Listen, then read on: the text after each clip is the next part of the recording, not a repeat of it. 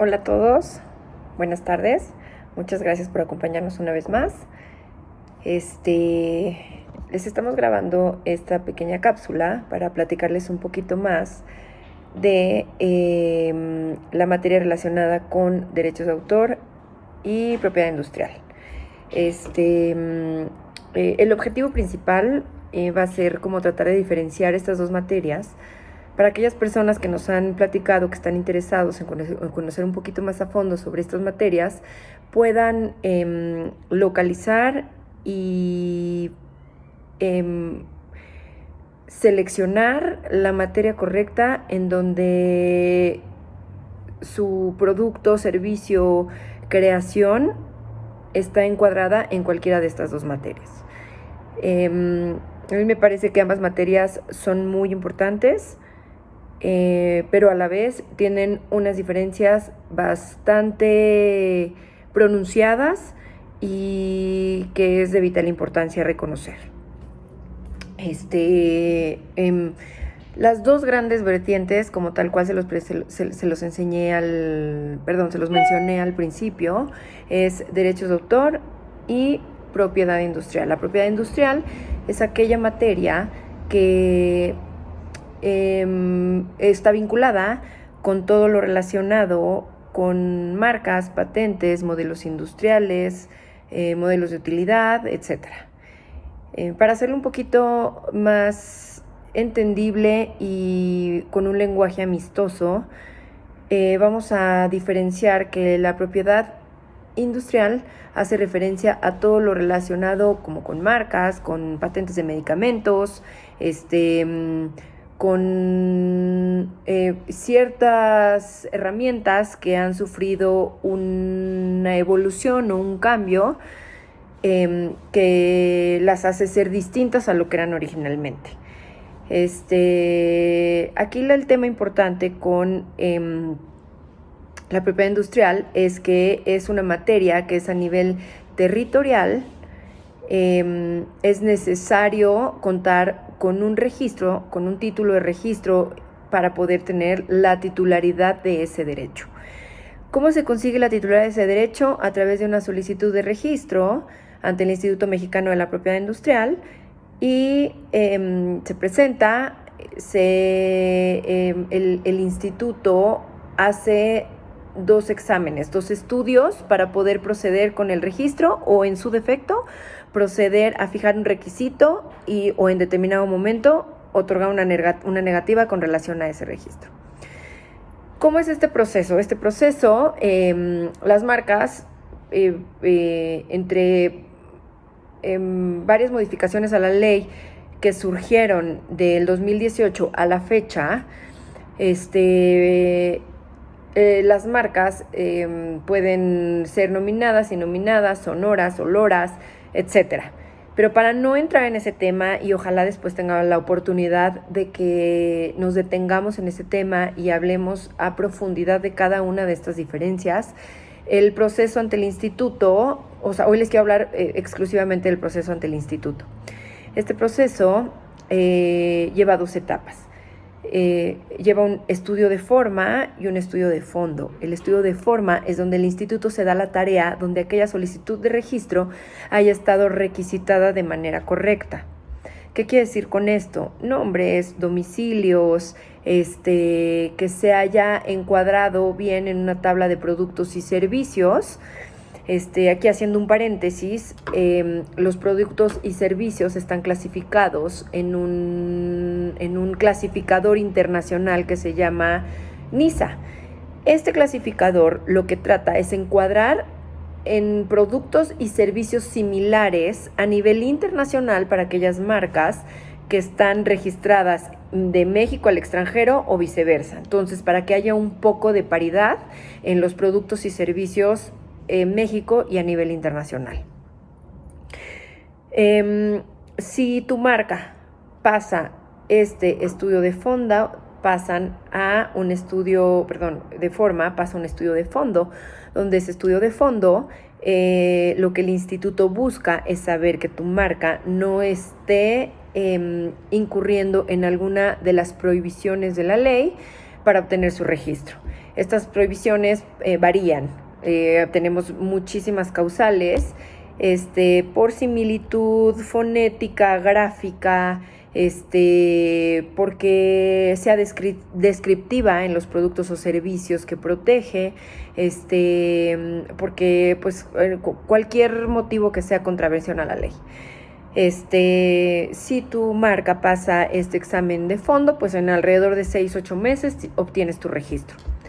De lo contrario, pues el INPI te va a ir citando tus requisitos, cuentas también con una temporalidad para responderlos y posteriormente pues te resuelve.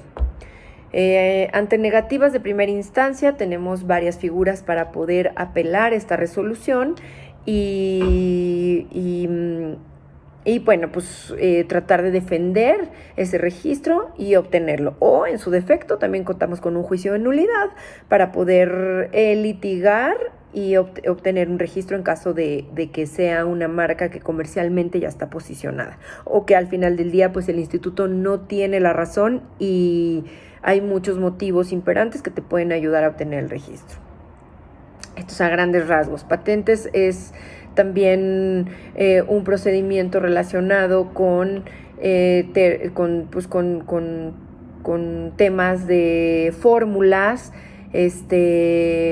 pero bueno, ¿por qué no ustedes nos escriben y nos van diciendo qué interés les gustaría, cuál es su interés relacionada en particular con algún tema determinado para que podamos quizás en una siguiente cápsula hablar al respecto de ese tema en particular.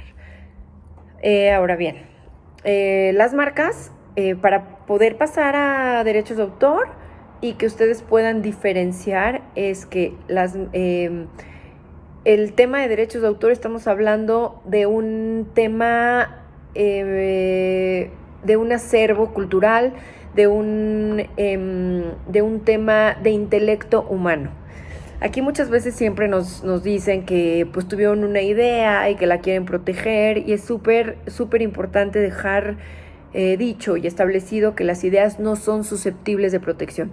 Esa idea tiene que ser plasmada en un soporte material, en papel, en disco, en video, en música, en lo que sea para poder protegerlo y que sea susceptible de divulgarse. Se tiene que divulgar, ¿no? Entonces la idea como tal no es susceptible de protección. ¿Cuál es el objetivo de derechos de autor? Tal cual como se los dije al principio, es tratar de proteger el acervo cultural. ¿Qué prevé los derechos de autor? Pues prevé obras literarias, obras artísticas, obras musicales, guiones teatrales, todo lo que tiene que ver con el intelecto humano. A diferencia, los derechos de autor, a diferencia del de la propiedad industrial, en el derecho de autor, el obtener un registro por parte del Instituto Nacional de Derecho de Autor únicamente te reconoce esa calidad de autor, pero en el momento que tú plasmaste tu obra en un soporte material, en ese momento tu obra está protegida porque ya la diste a conocer. En cambio, en el tema de propiedad industrial, sí necesitas un reconocimiento por parte del instituto, o sea, un reconocimiento de titular como de ese derecho para poder explotarlo y manifestarte y ostentarte como propiedad de ese derecho. Los derechos de autor tienen dos vertientes muy importantes, los derechos patrimoniales y los derechos morales. ¿Qué se entiende por un derecho moral en derechos de autor? Es aquel derecho que tiene el autor de que le sea reconocida su calidad de autor. Ese es un derecho irrenunciable. Lo que es cierto es que no se le puede jactar una obra de la cual él no sea titular, sin embargo no se puede renunciar a una calidad de autor. ¿Qué quiero decir con que no se puede renunciar a una calidad de autor? Es que si ese creador de esa obra no quiere que le sea reconocida su calidad de autor, puede hacer una publicación de un autor, puede utilizar un seudónimo y no necesariamente revelar su nombre, pero no puede rechazar con esto. ¿Cuál es el objetivo de esto? Es que otra persona no se jacte esa calidad de autor y pues no generar un tema de plagio. Ese es como un objetivo principal. ¿Qué pasa con los derechos patrimoniales? Los derechos patrimoniales son de cobro. Una persona que es titular de un derecho moral sí puede ceder esos derechos patrimoniales, pero nunca los morales. ¿Qué quiero decir con esto? Hay empresas que contratan a personas para desarrollar obras, para escribir guiones, para escribir música, para escribir letras de canciones. ¿Y qué pasa? Pues entonces se le reconoce a esa persona su calidad de autor, pero los derechos de cobro los va a tener otra. Pero se celebró un contrato para lograr esa cesión de ese derecho patrimonial.